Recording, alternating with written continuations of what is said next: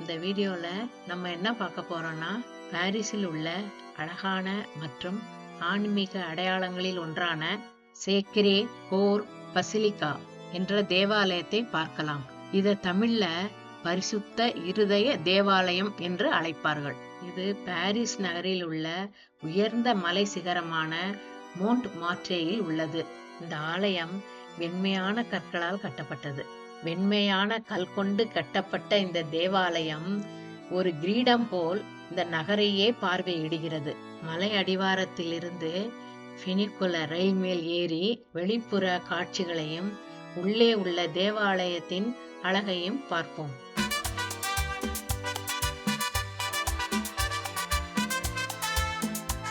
Welcome to our channel Madurai கப்பல் நியசே. எல்லாம் காலையில பாருங்க ஸ்கூல் போய்கிட்டு இருக்காங்க. இப்போது நாம் சேக்ரே கோர் பசிலிகா தேவாலயத்தை பற்றி பார்ப்போம். 6th of May 2025 இன்னைக்கு 6 May 6 2025 ஃபர்ஸ்ட் சர்ச்சு கிளம்புறோம். ஃபர்ஸ்ட் மலைக்கு மேலே இருக்கு. மலைக்கு மேலே இருக்கிற சர்ச்சில் செகண்ட் தான் ஈஃபில் டைம் போகிறோம். ஈவினிங் மத்தியானத்துக்கு மேலே. ஓகே பாரு பாரு.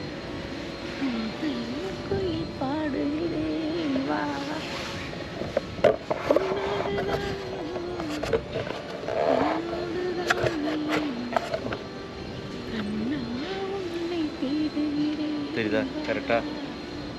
எஸ், எங்கே தெரியுதா மேலே? எங்கே? Okay okay, good job. 10 மணி டோம் மேலே ஏறணும். 10 மணி டோம் திறக்கும்.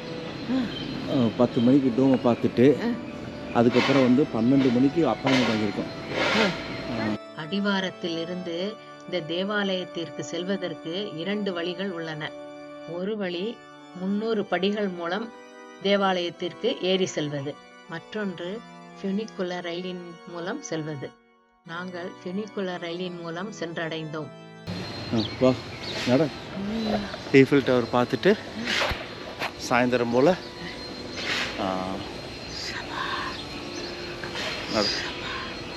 என்னவா இது ரொம்ப தூரமாக இருக்கு. இன்னும் படி நிறைய இருக்காங்க.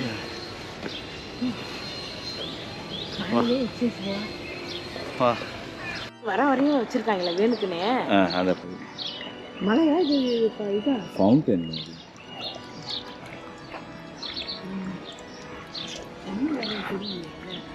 இந்த ஃபினிகுலர் ட்ரெயின் சுமார் 125 வருடங்களாக இயங்கிக் கொண்டிருக்கிறது. பக்கத்துலயே படி இருக்கு. அது நடந்து மெயின்டெனன்ஸ் நடக்கணும் இல்லை.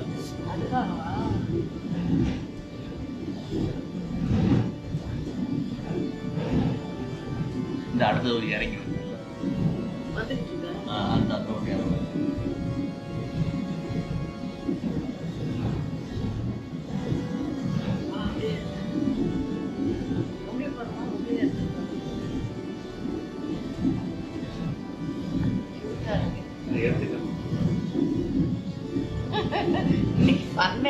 அந்த ஃபவுண்டன்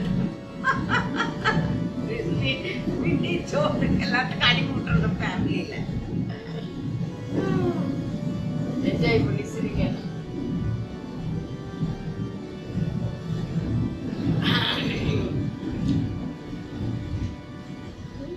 வந்துருச்சு ஸ்டேஷன். என்ன அவ்வளோதானா?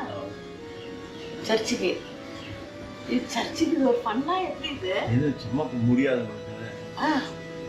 அதுக்கு எவ்ரி 30 செகண்ட்னா இதுக்கு ஆள் வந்து ஒரு நிமிஷம் எவ்ரி ஒரு நிமிஷம். ஒரு நிமிஷம் ஒவ்வொரு நிமிஷம் தானா? ஒரு நிமிஷத்துக்கு ஒரு இந்த ஒரு நிமிஷத்துக்கு ஒரு தடவை ஒரு ஆள் தான் வராங்க. அதுக்காக இந்த மலை உச்சி மோண்ட் மார்ட்ரேக்கு வந்தவுடன் இந்த பாரிஸில் உள்ள முழு அழகையும் நாம் பார்க்கலாம். இந்த மலை உச்சிக்கு வந்தவுடனே பாரிஸ் நகரம் ஒரு ஓவியமாக விரிவடைகிறது. இந்த மலை உச்சியில் இருந்து பார்க்கும் பொழுது கூரைகளும் சின்னஞ்சிறு வீதிகளும் நம் கண்முன்னே காட்சியளிக்கிறது. வியூ பாருமா, மேல இருந்து பாருங்க. என்ன வீடு? எல்லாம் வீடு சிட்டி தான். இங்கே பஸ் வரும் மேலே, இங்கே வரும் பஸ் வரும். இங்கே பாரு பஸ் வரும் இங்கே மேலே. வீடியோ வந்து பார்த்தா நல்லா தெரியுது. கண்ணாடி வச்சுட்டு ஃபோட்டோ எடுக்கும்போது கண்ணாடி வச்சுட்டு அதில் சின்ன சின்ன வீடுங்களாக தானே இருக்கு. மேல மாடி இருக்கு. மாடிலாம் இல்லையா? 4 மாடி 5 மாடிமா.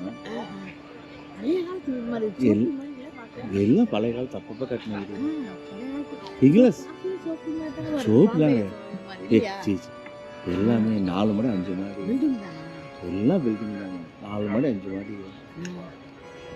எல்லாம் சின்ன சின்ன ஸ்ட்ரீட்டுங்க. க்ளவுடா இருக்கு. அதனால தெரியல சரியா. ஓகே, ரொம்ப டார்க்னாலும் தெரியாது. ஆமாம், இது மலைக்கு மேலே இருக்கு.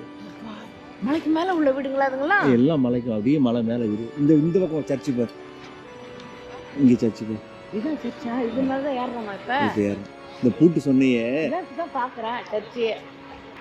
நல்லா இருக்குல்ல, வியூ தெரியுதுப்பா. மேலே மணி குண்டு மாதிரி இருக்கு. ஆமாம், அது மேலே அதுக்கு மேலே ப்ளஸ் போட்டிருக்கு. இந்த பக்கமும் ஒரு சின்ன சின்ன இது. இப்போ அது மேலே ஏறுறோம். இந்த ஆலயத்தின் வடிவமைப்பு மிகவும் அற்புதமானது. 5 கூரைகள், அழகிய கோபுரங்கள், கல் சிற்பங்கள் இவை அனைத்தும் சேர்ந்து வெண்மணியைப் போல் ஜொலிக்கிறது. இந்த தேவாலயத்தின் நடுப்பகுதியில் உள்ள கோபுரம் 83 மீட்டர் உயரமானது. இந்த கோபுரத்தின் மேல் உச்சியில் நின்று பார்த்தால் பாரிஸ் நகரம் முழுவதும் தெளிவாக தெரியும். வாசலில் 2 வெண்கல சிலைகள் உள்ளன. ஒருவர் புனித ஜோன் ஆஃப் ஆர்க், மற்றொருவர் செயின்ட் லூயிஸ். முன்படிகளில் எப்பொழுதும் பார்வையாளர்கள் மற்றும் உள்ளூர்வாசிகள் ஓய்வெடுப்பது, கிட்டார் வாசிப்பது மற்றும் சூரிய அஸ்தமத்தை போற்றுவது ஆகியவற்றால் நிரம்பி இருக்கும். இந்த தேவாலயம் 1875ஆம் ஆண்டு கட்டத் தொடங்கி 1919ஆம் ஆண்டு முடிக்கப்பட்டது. கிட்டத்தட்ட 45 ஆண்டுகள் ஆயிடுச்சு. இதை கட்டி முடிப்பதற்கு கிட்டத்தட்ட 45 ஆண்டுகள் ஆகிவிட்டது.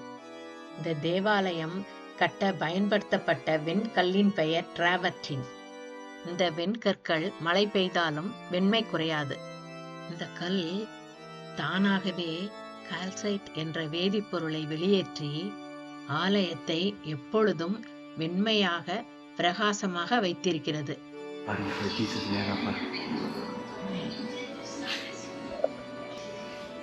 நாம் இப்போது ஆலயத்தின் உள்ளே சென்று பார்ப்போம்.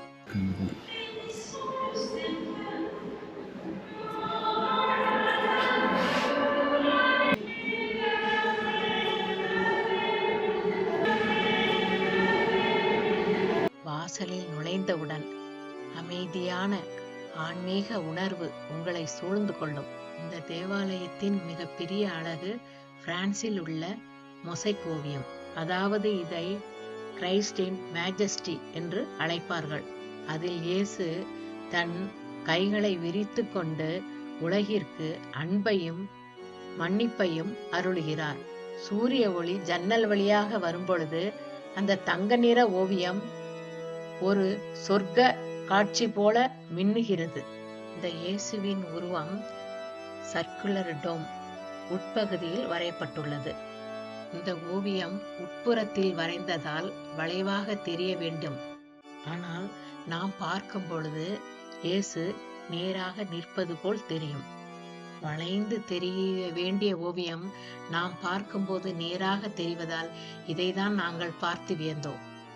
இங்கு 1885ஆம் ஆண்டிலிருந்து தொடர்ந்து வழிபாடு நடந்து கொண்டுதான் இருக்கிறது. கிட்டத்தட்ட 140 ஆண்டுகளாக இரவும் பகலுமாக முழுவதும் இறை வழிபாடு நடந்து கொண்டுதான் இருக்கிறது. இது நிலையான பிரார்த்தனை மற்றும் அமைதிக்கான இடம். மதத்தை பொருட்படுத்தாமல் அனைவருக்கும் திறந்திருக்கும். இந்த இடம் நமக்கு கூறுவது என்னவென்றால், நம்பிக்கையும் கலை அழகும் சேர்ந்து ஒரு அமைதியை உருவாக்கும். நீங்கள் பாரிஸுக்கு வரும் பொழுது நீங்கள் மறவாமல் இந்த இடத்தை கண்டிப்பாக பார்க்கவும். இது பார்வைக்கு மட்டுமல்ல, மன நிம்மதி அடையும் இடம். உண்மையில் சொல்ல போனால் நாங்கள் இருவரும் சேர்ந்து இந்த காணொளியை பண்ணும் பொழுது எங்களுக்கு மன அமைதியையும் இயேசுவின் ஆசீர்வாதமும் கிடைத்தது போல் நாங்கள் உணர்ந்தோம்.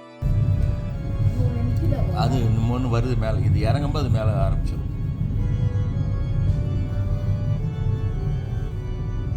இந்த அழகான பயணத்தில் எங்களுடன் கலந்து கொண்டதற்கு மிகவும் நன்றி. இந்த வீடியோ பிடித்திருந்தால் லைக், ஷேர், சப்ஸ்கிரைப் செய்வதற்கு மறக்காதீர்கள். மீண்டும் ஒரு பயணத்தில் சந்திப்போம். மிக்க நன்றி. வணக்கம்.